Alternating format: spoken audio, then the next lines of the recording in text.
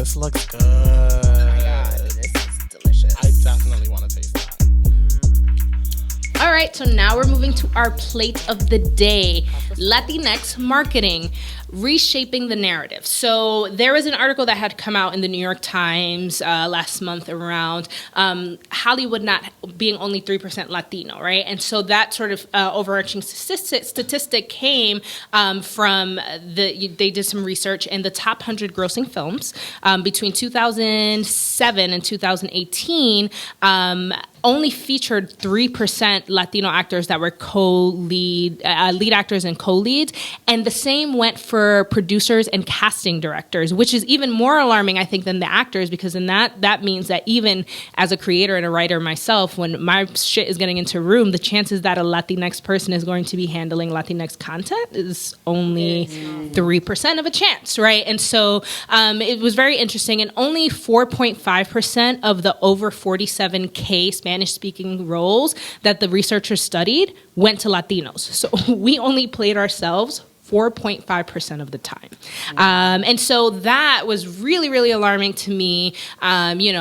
Latinx visibility is difficult because sometimes we get it, but then we get it, the narrative shaped in the way that, white lenses are viewing us. So they want us to be drug dealers, or they want us to be cleaners, or it has to be about immigration, there's just certain sort of trends that they keep up with. Same with the Black community. We always have to have a slave movie or something something about hardship, or Tyler Perry got a Black woman out here suffering for no reason. You know what I mean? There's always a thing. And so we don't often get to control our narratives, and these numbers are showing that we're not often in the room to control these narratives. But what I love about the internet, and what I love about the space that you occupy in this market, is that the internet has really become a home for brands, creators to have the control of their narrative, of their brands and their stories, which is really exciting. What are some of the trends in the Latinx markets that you're seeing right now that are exciting? So the trends that I'm seeing the most, at least now in the last 2 years since I launched the Bonita Project, is the rise of the indie beauty brands within the Latinx space, right? Mm-hmm. I'm speaking on behalf of just like Botanica Beauty, Alamar Cosmetics, who's also another client of mine, a makeup line that's Latina owned, just starting to work with these two girls and hearing their stories. They were telling me they saw the Black community do it first, kind of they kind of paved the path for okay, you know what, no one's paying attention to us, we're going to create our own brand. So you had brands like Juvia's Place, you had brands like Beauty Bakery, Carol's Daughter. They were the first, right, to do their own beauty lines. And now we're looking at the Latinx space, and it's okay, at least in the beauty space, they're finally getting comfortable to creating their own brand. And also, even outside of beauty, I feel now the trend is being your own entrepreneur. We're living in the entrepreneurial age. Mm-hmm. That's we're living in the age right now where everybody wants to become an entrepreneur, right? Everybody wants to create their own business because they're inspired by others to do it, to do so. And I think we have Instagram to thank for. I think Instagram has definitely done a great job. Everybody wants to portray this beautiful, I'm a hustler, I hustled, chasing the money bag. That's what everybody is attracted to that, right? Everybody rather, especially the younger creatives, everybody rather do their own thing versus having an older boss that doesn't do shit for them, I guess. Right. I don't know. And I think that's the biggest trend that I'm seeing, is that, everybody is now inspired to create their own space and create their own brand. I'm speaking for beauty, but even for me, I was inspired to create my own brand because I saw others doing it. And I was there's something missing. And I think now is the opportunity for the Latinx space to really own it, because own your niche. Own it. I own my niche. I was you know what? I don't see anyone else doing what I want to do. Yes, there's definitely other Latina publicists. There's other Latina marketers. There's definitely, I'm not saying I'm the only one, but the way I'm doing things with the Bonita Project, I want to claim it's a little different than what you see out there. So do it. I think that's what I'm seeing the most out of. Even the conferences that I attend, the We All Grow Latinas of the world. Mm-hmm. I've gone twice. I've gone to We All Grow Latina twice. And for those that don't know what We All Grow Latina is, it's the biggest Latina conference that takes place annually in LA, or was it Long Beach, Newport? I don't even know. Mm-hmm. But yeah, it's in California, and it takes place, and it's I remember when I first attended, it was all about the influencer, right? I went in like 2017, and I got to meet with all the influencers, all the Latina influencers were there, etc. Then I went last year, and I got to connect with more entrepreneurs. Like the Wheel Girl kind of evolved to be like the conference for entrepreneurs, and I was like, oh shit, like now I see a benefit for me. Like I get to connect with other fellow business owners.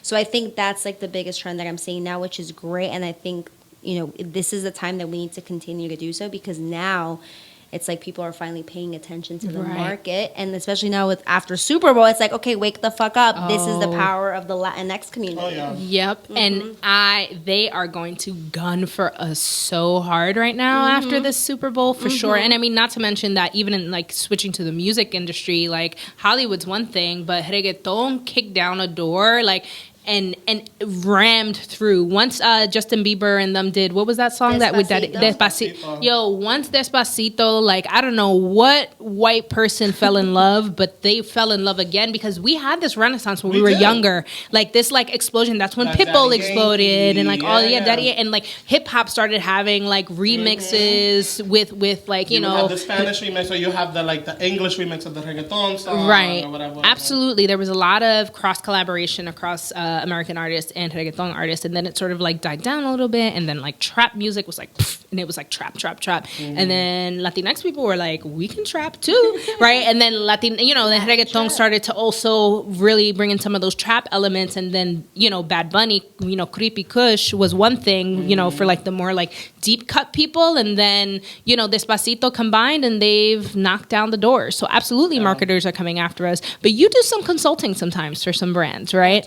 So what is that experience like in the room? What sort of pitches have you seen? I want to hear all that. You don't have to name them, but I'm so interested to see, like, because the fact that they hire you in the first place means something, right? Right. So, I'll scale it back to like when I first started, and I mean, I still kind of hear this every now and then. I hear the whole like, oh my God, Latinas love like makeup. Yes, we do love makeup. I agree. we are big beauty purchasers, obviously, but it's like, okay, we love to play with red lipstick. Like we always wear red lipstick, right? Oh, if it's a red lipstick, we gotta market it to like the Latinas, or if it's like a very bold eyeshadow line, like we're gonna market it to Latinas because that's all we wear. And I'm like, well, that's not. I mean, yes, I'll rock the red lipstick here and there, but I'm not wearing red lipstick on a daily basis. Right. Like I'm more of a nude girl. But like, why are you not marketing me your browns and your other mellow tones? Why does it have to just be the red lipstick? Because I feel like marketers see Selena as like an image, and we all look like Selena. Listen,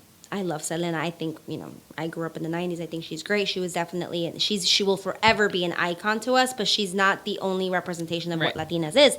Let's also I also see that, I mean, the way I educate and consult for these larger brands is I always tell them that, the Latino market is very complex. Like, let's get real. It's very complex. Like, there's a lot of factors that that you need to really dissect into the community and really understand, like, okay, what makes the Latinx community? Because what I always say is, like, the New York Latino community is very different from the Miami community. Yes. And I think I'm very grateful to say, like, I've lived in both communities, and I've gotten to see the difference, and I can understand the difference, like, but for marketers, for these bigger companies, they don't know, so they think that one idea is going to fit all, and it's like it doesn't work that way. You need to cater to each and every market. New York is different, Miami's different, Texas is different, Chicago's different, LA's different. Like, you have like such a diverse, and that's why I feel like marketers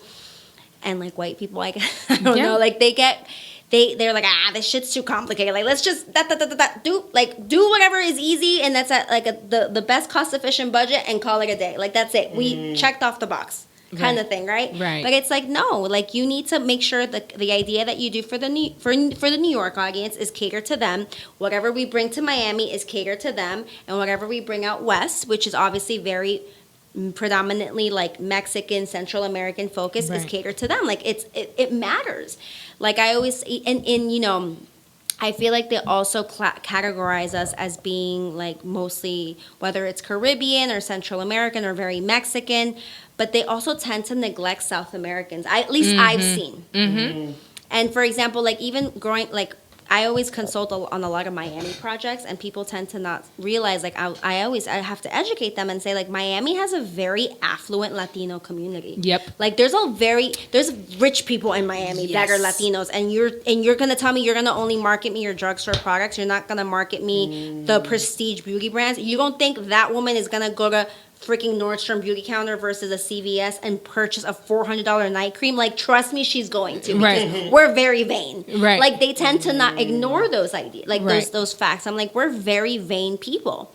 Like, my mother, my everybody, like, growing up, like, I think we can all attest that all, like, Latina women, including, you know, men and people that love beauty product, like, we go all out. We're gonna want to spend the nice dollars on a nice set of products if we know it works well. Right. And what it bothers me is that I always see, like, drugstore brands, obviously the bigger drugstore brands that you see at the CVS and Dwayne Reed's and whatever, like, they have the bigger budgets to, like, market to us, right? Right. Like, I'm not just purchasing those products. Like, I want to hear from other brands too. Like, I want to hear from the prestige products. Like, you're always doing the same shit every year. You don't market to us. Right. Like, why? And, like, I mean, now in the influencer world, like, we are seeing, like, a lot of influencer programs where they select their 5 to 10 girls, and each of them check the box. Great. But it's like, okay, it's normally the same group of beauty influencers. I'm like, I want to see some diversity here. And I think now we are starting to see, like, okay, some of these girls have already gotten the same partnerships over and over, and it's like, okay, Right. it's about time we kind of, like, switch that up a bit. Right. Diversify. Yeah. But yeah. Yeah, no, I That's a think lot that's a great no. I think that's a great point. And like when speaking to beauty brands, like, I remember growing up and watching, you know, the commercials in between the novelas, and when it would be Pantene and Revlon and, like, those brands, and it was like, oh, they'd get the J-Los, or they'd have, like, these American people with the Spanish, like, dub, you know what I mean? And it was always interesting. But to me, growing up, because that's what was marketed to us, I thought, like, Revlon and stuff was, like, top notch, like, shouldn't even touch a drugstore, you know, brand, until you get older and you're like, oh, you know, like, and then even as a consumer, and I'm not big on makeup, but, like, you know, sometimes I'm like, shit, well, I know this says Revlon, but I'm buying it in a drugstore. Should I be buying it at all? Because should I be in Sephora? Should I be in MAC? Like, and even when I walk in there, I'm like, I don't know what the fuck, because none of these brands market to us. So I'm like, I'll see brands and stuff, and Juan will be like, oh, this, like, when Juan starts talking about makeup and he starts naming things, and he's like, oh, because this is what they use in the industry, and this is what they use if you're doing, like, dramatic makeup, and this, and I'm just like, wow, never seen a commercial, and even an ad online. Like, I don't know. And it's funny that you brought that up, because literally today, as I was walking to the train, I was thinking to myself about the other day I was shooting a makeup tutorial. The lights went out. I wasn't able to finish it, so I was able to do my brow routine. And so, like, I was like, oh my god, I have a brow routine video that I could put out. And that got me starting to think about, like, how lately, because of, like, shifts in my career and stuff like that, I've scaled back to using drugstore makeup more so now, because it's just more affordable. Right. But even me, as someone who isn't, like, a certified makeup artist, but does do, like, makeup tutorials and does, like, serve looks, and, like, my look is kind of part of what I put on the internet. Right. I was thinking to myself how, like, I really didn't learn how to beat my face and, like, use products until I worked at Sephora.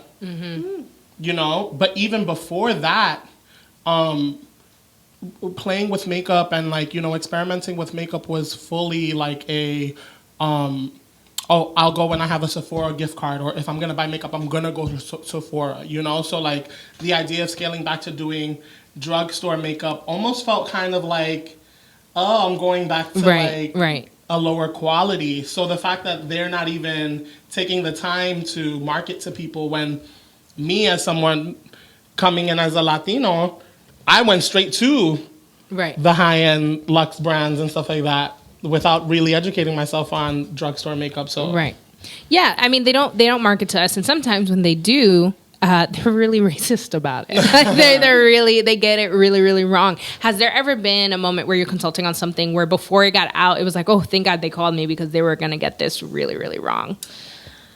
I'm gonna be honest. Not during TVP at my old where I used to work. Thank God. Oh my God. There are things that have I like that answer. And I'm like, I'm gonna take this to the grave. Like, but this is where I go back to saying, like, too, like, these beauty giants in these, and not just beauty brands, I think brands in general, like, you need to diversify your internal staff team. I mean, listen, at the end of the day, I'm getting the paycheck. If you want to hire me as a consultant, fabulous. Right. But at the same time, too, like, it pains me that I also have to, like, I have to continue to pitch my ideas and report back to the white boss, right? Right. And even when a few years ago, I mean, when I was, like, still, like, before my Bonita days, like, I would get so flustered and get frustrated. And I have my work mom, like, my old boss, she was Latina. It was, like, the two of us. And she was like, Danielle, don't get so frustrated. Like, you need to understand, like, you need to dumb it down for them because they don't understand. Like, you need to dumb it down. Like, you can't. I'm like, but I'm frustrated. I'm like, what do you mean they don't get it? Like, they don't get it. She's like, Danielle, but, like, this is part of our job. Right. At the end of the day, it's part of our job. You can't get super mad at them either. They don't get it. They weren't raised in our culture. Like, you have to, like, give them the benefit of the doubt. I'm like, okay, fine. You're right. Cool, true. But at the same time, it's like, okay, like, especially in the beauty space, like, come on, bro. Like, you know that a lot of us are women of color that are purchasing your products. Why am I still reporting to a large conference room with all white women? You know what I'm saying? Right. Come on. Yeah. Like, do the effort and diversify your internal staff team so that when I go back there and I report any ideas, like, I can have at least a nod in the room and be like, yes. Right. Because they're, like, looking at me, like, with a blank face, like, like, what are you saying? Like, you know, so it does matter. I think it does matter. And I think that goes across the gamut because I don't know if this is true or not, but remember when the whole rumor came out with that Beyonce when she was talking to Reebok and Reebok had offered her a line, and when she met with the team, she saw that no one was black on the team. And then she walked out. I don't know if that's true or not, because Right. that ended up coming out that it wasn't. But at the same time, it kind of proved the point. It's like, well, you see, if it was,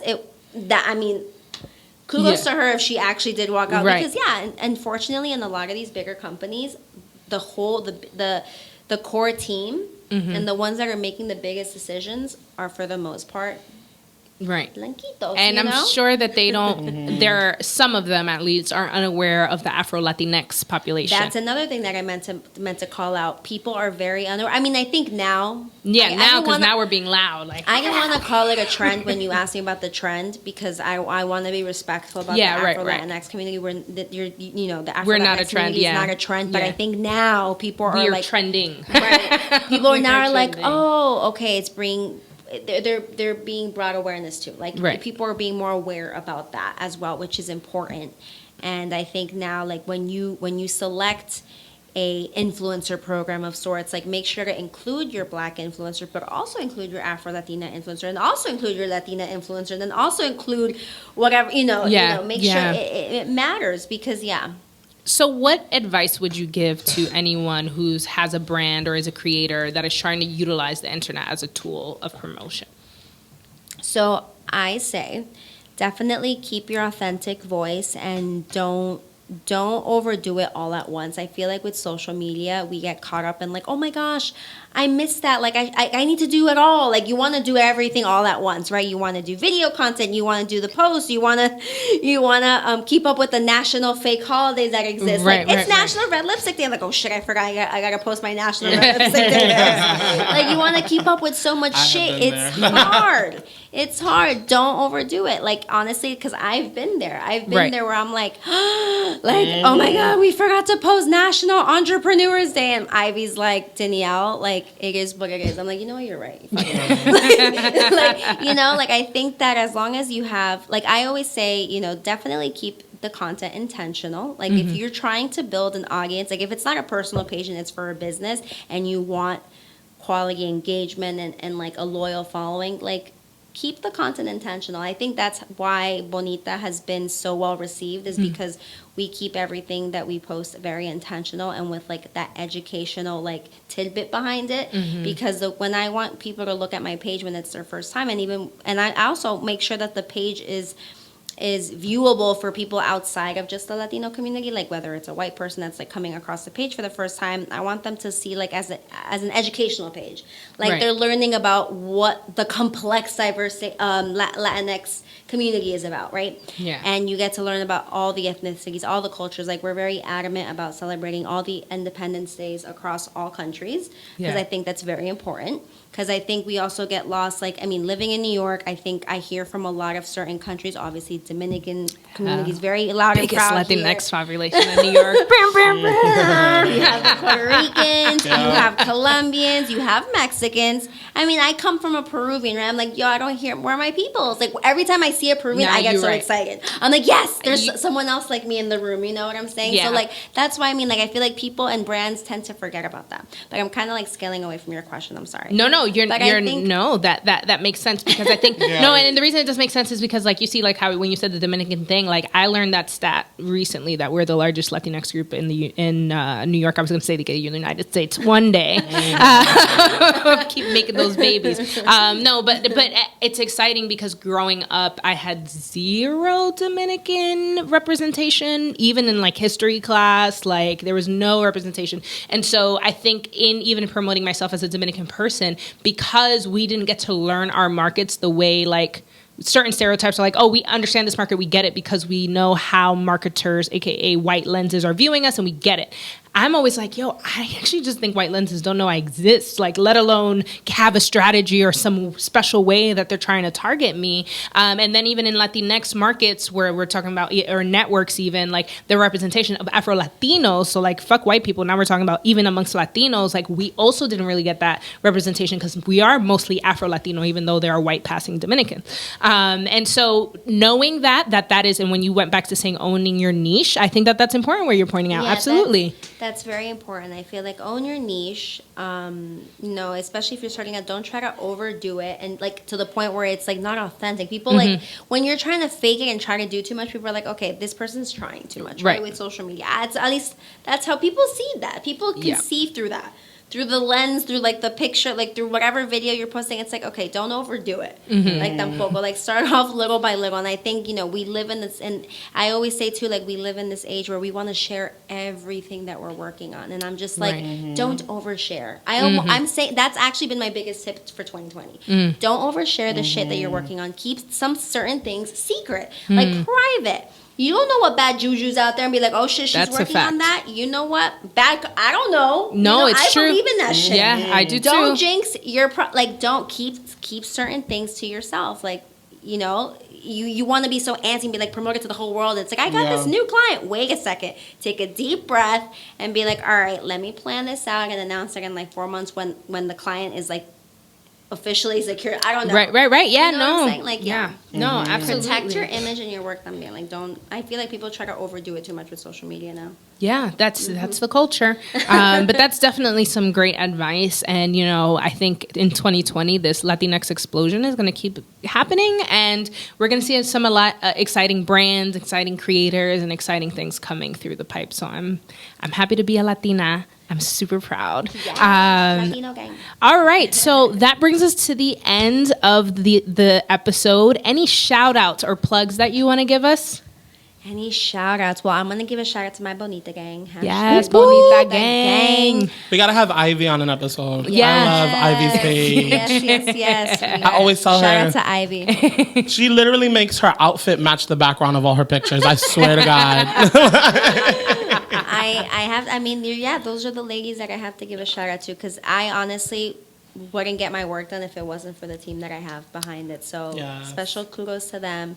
And kudos to all whoever is listening to this and is an entrepreneur, or looking to be an entrepreneur and is in that doubtful mindset where it's like, fuck, is this gonna work? Trust me, it's gonna work. You just have to stay positive. Don't let that negativity hit you.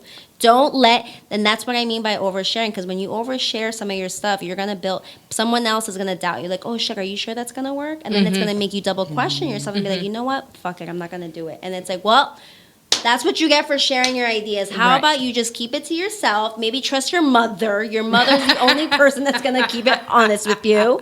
And she's going to tell you, go for the stars and do it. That's it. Right, absolutely. And where can we find you? What are your handles? So at The Bonita Project, if you want to follow The Bonita Gang. And then my personal is at Danielle Alvarez, PR. Nice. And you can find us at Ladies Who Bronche on Instagram and Facebook, at Ladies Bronche on Twitter. Thank you for listening. And until next time, Bronche. Ciao.